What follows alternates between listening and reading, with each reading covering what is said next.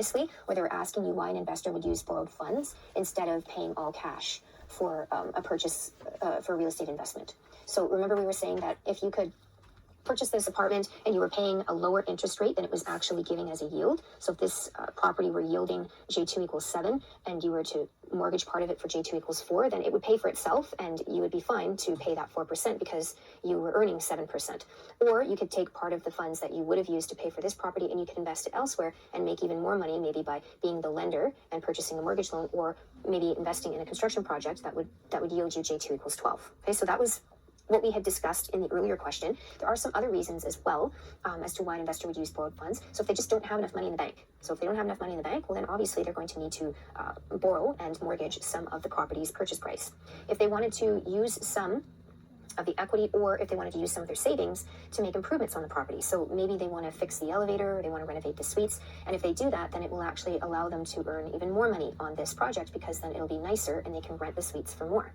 The other thing is that when you're investing, you don't always want to put your money in one place. So you reduce your risk by investing in multiple projects in multiple areas. So if you were to buy this apartment building and invest in some mortgages and become the lender, and then maybe go and invest in some other construction projects, it actually spreads your risk out between multiple projects. And so if something happens to one of them, something bad happens to one of them, you don't risk all of your money because you've got some here and you've got some here. Okay, so the correct answer for this one is all of the above. Now this one is slightly different, right? It's asking which one is not the reason. So none of the answers that were correct can be the answer, right? Because they are reasons.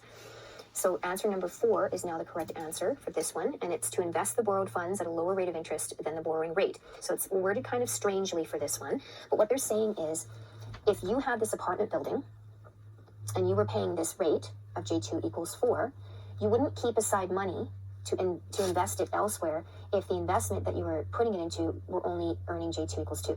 Because you're only earning 2% and you're having to pay 4%. So in that case, you would want to pay and use cash to purchase this, because you were going to lose money if you were going to invest it in that J2 equals 2 investment. Okay, so you wouldn't invest it at a lower rate than what you were borrowing. You always want to invest it at a higher rate than what you're borrowing, because then that means you're making more money than you're paying. Okay, all other things being equal, shortening the contractual term on a constant level payment mortgage always has the effect of what? So hopefully you know from what we already discussed previously that if we shorten the term, okay, if we have a 2-year term instead of a 5-year term, what is that going to affect? Well, we said that term affects outstanding balance. It doesn't affect the payment amount, it affects the outstanding balance. So if you shorten the contract, right, 2-year term will have a higher outstanding balance than a 5-year term. Why is that? Because you're making payments for 3 years more.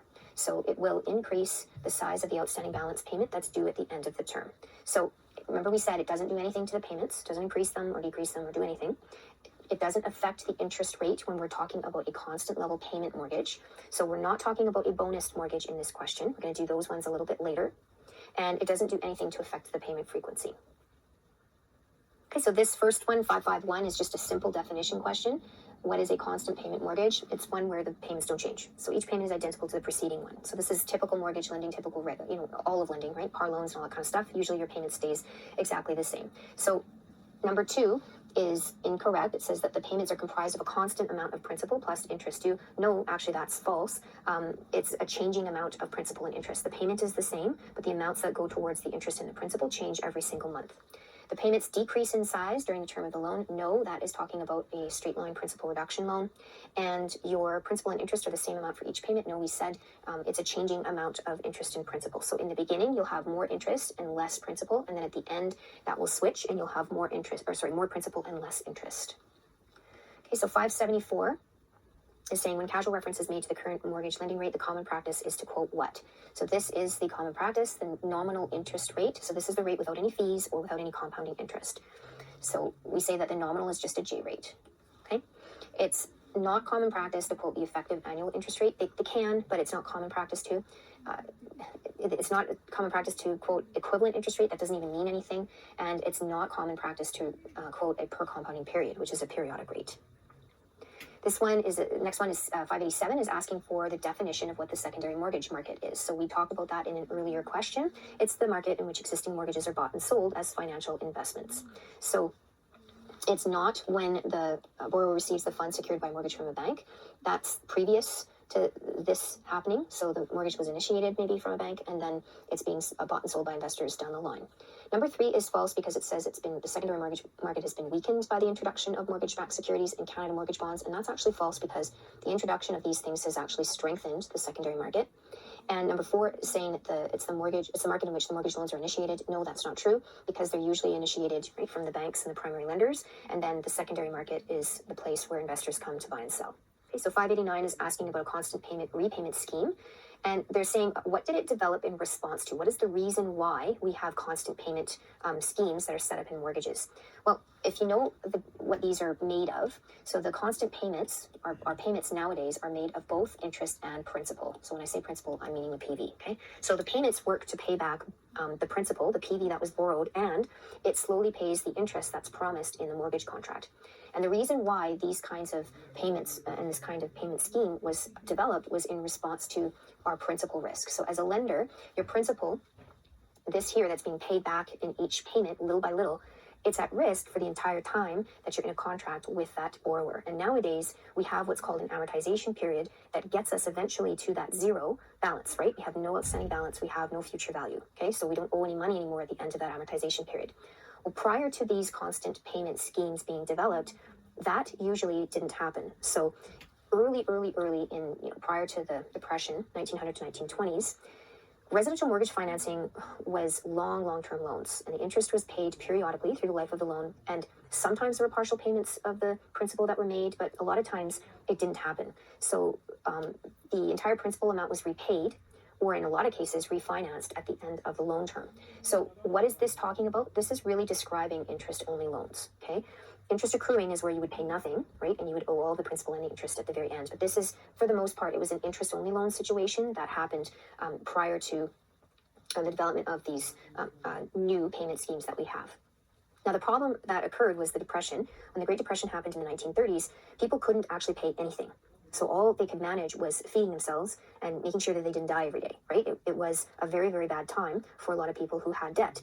And it was a very bad time then for lenders as well, because they found that they were owed everything, the principal that was outstanding, and in most cases, the borrowers couldn't even pay any of the interest. So they weren't making their money, they weren't earning their interest on that principal, because a lot of people didn't have any jobs, right? In the Great Depression, most people didn't have an income, and the properties themselves were worthless because they couldn't just be sold to anybody, because nobody had any money and nobody wanted to purchase.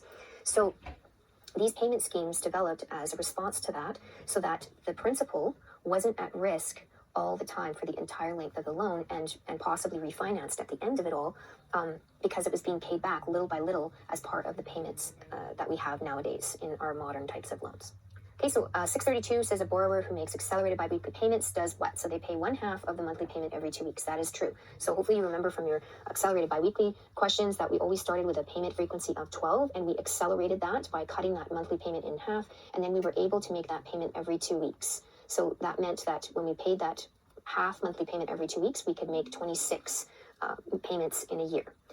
So answer number 1 says that you will make smaller number of payments in a calendar year than a borrower who makes constant monthly payments. That's false, because you actually make more, right? Half of the monthly payment, but you get to make it every 2 weeks, so you end up paying 26 times, right, instead of 12. It says you will pay more interest over the life of the loan than the borrower who makes constant monthly payments, with all of the loan terms being equal. That's not true, because you're actually able to make the payments more often, and you're able to make them 26 times a year. You end up paying more on your principal than if you were to pay monthly. So let's say that you have this monthly scheme and you have 12 $1,000 payments in a year. That would let you pay $12,000 per year. And part of that, remember, is going towards your PV, and the rest is going towards the interest. Okay. If you're switching to this accelerated biweekly, then you get to pay half of this monthly payment, so $500 per month, and you get to pay that payment 26 times in a year, because you get to pay every 2 weeks. So if you multiply that 500 by 26, multiply that 500 by 26, you actually are able to pay an extra $1,000.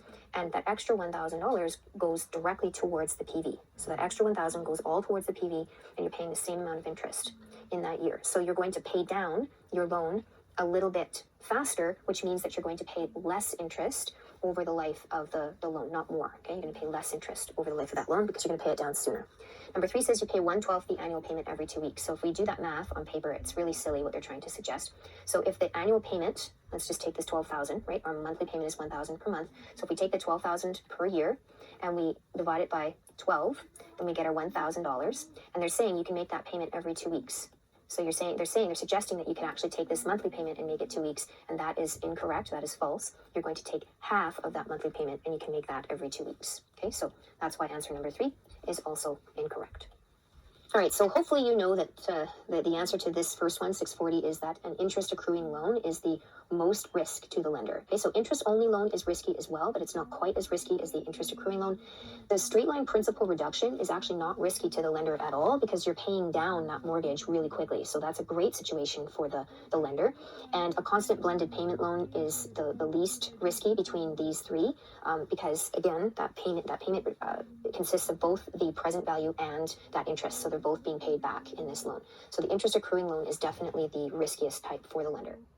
Another question about a characteristic of a mortgage as an investment. In this case, they're asking for which one is not. And hopefully you know that by now it's a high degree of administrative work that's required for mortgages and not a low degree of administrative work. So that means that all of these are characteristics. So mortgages are unique, absolutely. They do require a high initial outlay of capital, and you have another true answer choice here, that smaller investors face a mortgage payment reinvestment problem. So this goes back to the investment question when they were asking about why an investor would want to pay cash or not pay cash and have it financed when they're purchasing properties. Same thing for mortgages. So for mortgages, you have that high outlay of capital, and how are you getting that paid back to you? You're getting that paid back to you a little bit at a time in the form of payments. So if you're only getting a little bit of your capital back at a time, then you can't reinvest it in a large lump sum because you're only getting, $1,000 per month, and you have to wait for a really long time before you get that money back. So reinvesting definitely is a problem when you decide to be a mortgage lender. Okay, so these are, again, similar questions, similar but not similar. One says which ones are private lenders, and the other one says which is not a private lender. So all three of these are private lenders, and you see that the answer choices are exactly the same in the not version of the question. So mortgage corporations, vendors who are carrying out vendor-supplied mortgages, right? So they're giving part or all of the purchase price for the purchase of a property. Trust companies whose estate and trust funds are invested in mortgages. So this could be your REIT, your real estate investment trust, right? So all of those are considered to be private lenders. A credit union is not a private lender. Credit unions are part of the public lending pool. Okay, so 705 is asking which of the following mortgage repayment schemes do the monthly mortgage payments increase on a regular basis. So this is your graduated payment mortgage. So remember we were talking about graduated payment and straight line principal reduction. When you have a graduated payment, your payment starts out really small and it gets to be really large at the end. And the reason for that is because you want that payment to increase along with your income that's increasing over time. Okay, straight line principal reduction was the opposite. Straight line is actually decreasing with your income decreasing. Interest accruing, we don't have payments at all, so that doesn't apply. And reverse annuity mortgages, the RAM mortgages, is actually when the lender pays you. So you take some equity out of your property and the lender makes payments to the borrower to give them that equity in little pieces at a time. Number 739 is saying which of the following loans is the lender's initial capital and periodic income at greatest risk. Hopefully you know by this time that the answer for that is interest accruing loans, right? Because no payments are made and the entire amount that's borrowed and all of the interest is collected at the very end. So again, interest-only loans are risky. They're just not as risky as interest accruing loans. Constant payment loans, we said in another question prior, yes, it's a mortgage, so it's risky to the lender, but it's not as risky as the interest only or the interest accruing because that payment is paying back both the principal and the interest. Okay, so it's paying it back little by little, so it's less risk than the interest only loan. And the straight line principal reduction loan, we just said, is not actually risky to the lender because you're paying that down really, really quickly. So the lender likes that because they're getting the principal back really, really fast. All right, so 758, hopefully you can read this. It's asking what's going to happen when the amortization period of a loan is lengthened. So I'm finally going to explain all of this stuff that you've seen on the other questions. So what's going to happen is that the outstanding balance at any point in time along that length of the amortization is going to be higher. So it'll be increased compared to a shorter length for the amortization. Okay, so it's kind of implied in the question, in the starting statement, that they're wanting you to compare a shorter amortization to a longer one. So I've got a 20-year amortization here and a 25-year amortization in a number line. And so what happens, what do we know that happens to the payment when we lengthen the amortization? Well, the payment actually decreases. So I've got that reflected here in a $900 payment for the 25-year amortization and a $1,000 payment for the 20-year. Okay, so the payment will decrease because you get to spread that PV repayment over a longer period of time. Yes, you're paying more interest because it's a 25-year amortization, but those are also stretched, right? That interest is also stretched over a greater amount of time. So what ends up happening is these smaller payments pay less to the PV with each payment. So you can see if I make $1,000 payment per month here, I'm going to pay my PV down quicker because I'm putting more towards my PV every month, every time I make that payment. Whereas when I stretch it out over a 25-year period, I'm paying less towards my PV because I only have $900 to go towards that payment.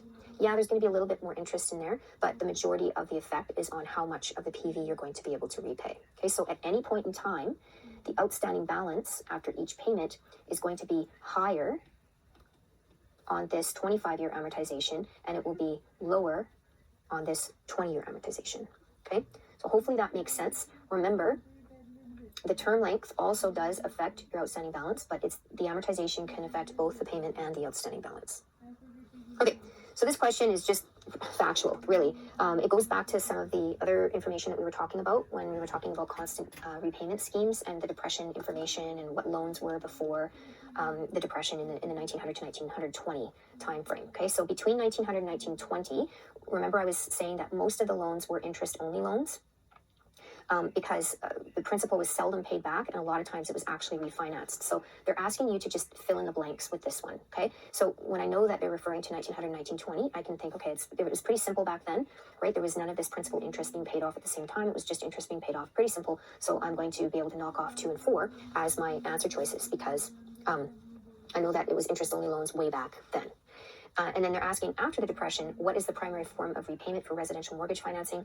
Well, it's the long-term, fully amortized mortgages. Okay, so it's not graduated payment mortgages. So that one's false, right? We don't normally pay back our mortgages with graduated payments. We usually pay them back with these long-term, fully amortized mortgages. So answer number 1 is the one that properly fills in both of the blanks. And just like we've had with a couple of other questions, like a couple other question types, I'm just going to get rid of all of this so that you can see what I'm doing here. Just like with a couple of other question types, whatever they mention first in the question is what they have to mention first in the answers, okay? And what they mention second or last, right? Second, third, last, whatever in the question is what they have to mention second in the question. So you notice that they have interest-only loans and long-term fully amortized mortgages, so they have the same answer choice. It's just flipped in answers 1 and 2. But that's an incorrect placement because it wasn't long-term fully amortized mortgages from 1900 to 1920 and interest-only loans after the Depression. It's the other way around. It was interest-only loans between 1900 and 1920, and now it's long-term fully amortized mortgages after the Depression. Okay, so this one just asking about what the motivations would be to invest in real estate. And in fact, it's asking which one is not a motivation. So you would not invest in real estate to have short-term funds to finance the acquisition of chattels. So you don't invest in real estate to have cash in order to go buy stuff. Okay, like we were just saying with a bunch of the other questions, real estate is a longer or a long-term investment. It's considered to be illiquid, so it's difficult to convert to cash because there aren't very many investors, right? Because of that secondary mortgage market, there aren't very many investors out there that are willing to invest in mortgages, and it requires a high outlay of capital, so it takes away your cash from you with that high degree of administrative work, which is costly. They're also unique, and they require much investigation and preparation before an investor would decide to invest, okay? So you don't invest in real estate to go and buy chattels, stuff. You do invest in real estate to have a diversified portfolio. So you want to actually have, like we were talking about before, you want to have your money, right, in different places. Okay, maybe a couple different properties in for investment, maybe a business, right? You want to have like a factory that's going on. Maybe you want to, invest it in some stocks and bonds, right, on the stock exchange, right? You want to buy some Tesla stock, and maybe you want to go and invest in Canadian bonds as well because that's safe. So you want to put your money in a whole bunch of different areas so that you don't have it risked if one of these areas actually fails. If this investment goes, wrong and you lose all your money, then you still have all of your money that's invested in all of these areas. Okay, so that's why you would diversify your portfolio and have that portfolio to benefit from the income from all of these different sources. So that's why numbers 1 and 2 are correct. And you would maybe invest in real estate to have accommodation for residential or economic activities. So you could buy it for your own purposes, or you could have it to generate an income for you from it as well. So that's another way to say answer number 2. Okay, another easy factual question. So which of the following was created by the CMHC, so Canada Mortgage and Housing Corporation? So your Canada Housing Trust bonds. So you need to know that one, just factual. You don't need to know anything about any of the other ones. So just know that the Canada Housing Trust bonds was created by CMHC. Okay, so given the nominal rate of interest of 12.921%, the greater the frequency of compounding will do what? So will it lower the payments to the borrower? Will it lower the effective annual rate? Will it be a higher rate per compounded period? Or will it be a higher yield to the lender? So hopefully you know what the answer is for this without needing to do any math. So when we talked about the yield questions, when we did our yield section, there were two ways that you could compare interest rates. When you had all the J's in the same frequency, so they were all in the same frequency of compounding, you could compare the J's. So that was a lot of the times in our questions where we would take a J rate or a bunch of J rates, and we would convert them all to J1, and then we would compare and see which one is the best one. Okay, so that's how you can compare. That's one way that you can compare. The other way that you can compare is if the interest rate is the same. If the interest rate is the same, even though the compounding periods are different, we should know that the greater the compounding means the more money, the more interest that's going to be earned on that calculation. Okay, so in this list, this J1 is going to earn the least amount of interest dollars. Why? Because it's only compounded one time per year. The one that's going to earn the most amount of interest dollars is the one that's going to be compounded 12 times per year. So it's not going to lower the payments to the borrower. It's not going to lower the effective annual rate. It's not going to have a higher rate per compounding period. What it's going to do is it's going to raise the yield. It's going to increase the yield to the lender. Why? Well, because of what I just said. Because it's going to increase the amount of interest that the lender is going to earn. Now, if you're not sure about that, you can impeppen each of these, right? You can make up some stuff and you can impeppen these into the same J and compare them and see what happens. So I would leave the J1 as it is. Oops, a little bit of dyslexia happening there. I would leave the J1 as it is, and I would convert the others to a J1 in order to see what happens to the rate, right? To compare and to see what this J1 is equal to at the end. And you would see that eventually when you did all of these, that the interest rate for the J12 is going to be the highest one. Okay, so this J1 is going to be the highest one out of all of them. How do I know that? Because it's the greatest number of compounding periods, right? So I want to compare. I can either have all the J's be in the same compounding periods, or I can have the interest rate be the same, and I can compare using the compounding periods and what I know from the math. So for this one, it would be J12 equals 12.921, and I want to convert to the J1. Okay, so if you need to do this, then that's okay, then you can. But hopefully you know from the concepts that we've covered that it'll be the highest one for the J12 at the conversion. And you notice that I've written down the full impeppen, but I stopped at my J effective because that is my J1. I will get this same answer if I continued on and finished that. So I'm only going to do my NPE for each one of these because I'm lazy and I don't like to do work if I don't need to. So you see that we're increasing the interest rate as we go along because we're increasing the compounding periods. So 13.714. So you see that this one is the highest out of all of them, right? It kicks this one's butt. And it's 13.714. So the higher the yield to the lender. So if I increase those compounding periods, right? If I keep the rate the same and I increase the compounding periods, right, this starting rate the same, but I increase the compounding periods, it actually increases the yield. Because what does it do? It increases the amount of interest that the lender is able to collect from that borrower. Okay, and a lot of people say, oh, why is 3 wrong? Because then, yeah, it would be higher. No, it's actually less because per compounding period, you would divide this by 12. Per compounding period, you would divide this by 4. Per compounding period, you divide this by 2. And per compounding period, you would divide this by 1. So 12.921 divided by 2 is 6.46. 0 per compounding period. 12.921 divided by 4 is 3.230 per compounding period. And 12.921 divided by 12 is 1.0767 per compounding period. So it's actually lower per compounding period because there are more compounding periods. Okay, so that's why this one is incorrect. Okay, so another set, 920 and 920 new. So this one is asking for the true, and the bottom one is asking for the false. Okay, so the true answers here are B and D. So a lender may apply a higher loan-to-value ratio to an insured loan than an uninsured loan when we have mortgage insurance. Okay, so they might allow you to have a higher loan-to-value ratio. And what does the loan-to-value ratio do? Remember, when I increase the loan-to-value ratio, I increase the amount of mortgage monies that the lender is willing to give. So if I have an insured mortgage, then the lender might be willing to bump this up. So instead of saying, I'm only going to give you 75% loan-to-value ratio, I'm willing instead to give you 90% loan-to-value ratio, which would increase my M, right? And that increases the amount of money that the borrower is given. Mortgage default insurance is insurance for the lender. It absolutely is. The borrower pays for that insurance, but it is to protect the lender. So B and D are the true. these are false. The insurance company guarantees that the borrower will be able to continue making his mortgage payments without interruption. It's not a guarantee for the borrower. Again, it is for the lender. So it guarantees that the lender will be able to reclaim all of their capital that they've invested. And C is false. It says the insurance premium paid on an insured mortgage cannot be added to the loan amount. Absolutely, yes, it can. 920 new is asking for the false statement. So number one is true. So a lender may apply a higher loan-to-value ratio to an insured loan than an uninsured loan. Yes. The insurance premium paid on an insurance mortgage can be added to the loan amount. Yes. And mortgage default insurance is insurance for the lender. Yes. Your false statement is that the insurance company guarantees that borrowers will be able to continue to make their mortgage payments without interruption. That is a false statement. It's not about the borrowers being able to make the mortgage payments. It's about the lender being able to recover their losses. Okay, so whatever hasn't been paid by the borrower, it allows them to be able to collect that from the insurance policy. Okay, so 926 is asking about fully amortized constant payment mortgages. And this one again is asking when payments are rounded up to the next higher dollar, the number of payments necessary to repay the loan will do what? So remember I said they might decline in addition to reducing the size of the final payment. So we're definitely going to have a lower payment for the final payment, the last one. And we may actually have a decrease in the amount of payments, especially when we round it to the next higher dollar or next higher $10. So this one here is false for a couple reasons. It's saying it's always going to increase the amount of payments in addition to increasing the size of the final payment. So that one's all wrong in all ways.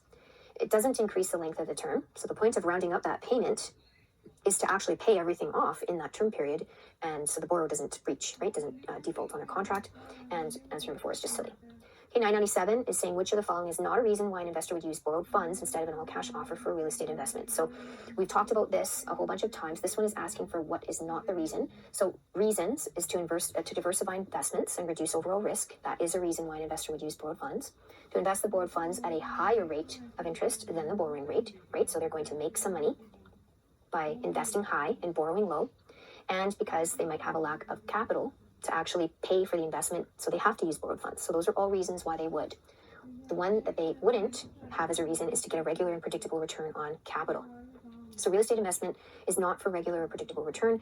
You don't know exactly what your return is going to be. You're investing for long or longer terms, and you get the entire yield or profit or return when you sell that investment, right? With the majority of it. And so the regular return example is better given as a term deposit, right? That you know. When you put your money in a term deposit, you know exactly what you're going to get out of it. When you put your money in a savings account, you know exactly what you're going to get out of it. Real estate, not so much.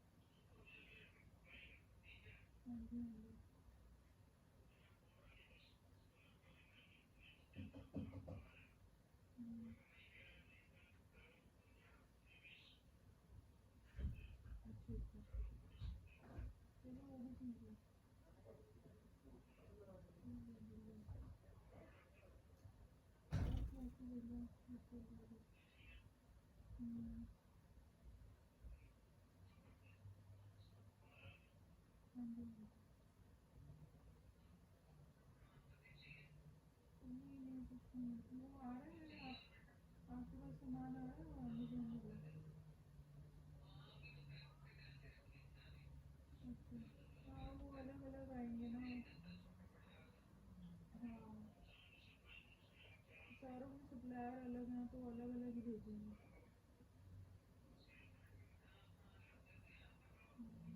आपने अपना सामान रखना शुरू कर दिया luggage वगैरह।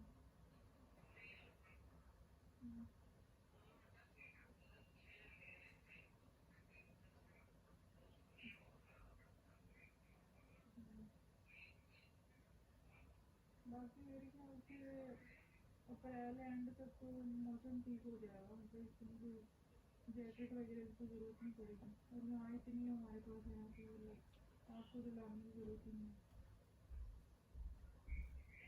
हाँ तो भारी कपड़ों की तो मुझे नहीं लगता कपड़ों की ज़रूरत पड़ेगी।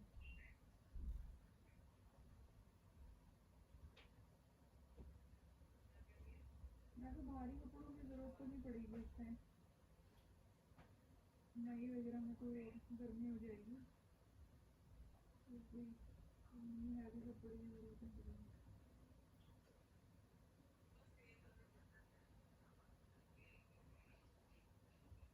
जैकेट तो बहुत है हमारे यहाँ पे जैकेट की कमी नहीं है।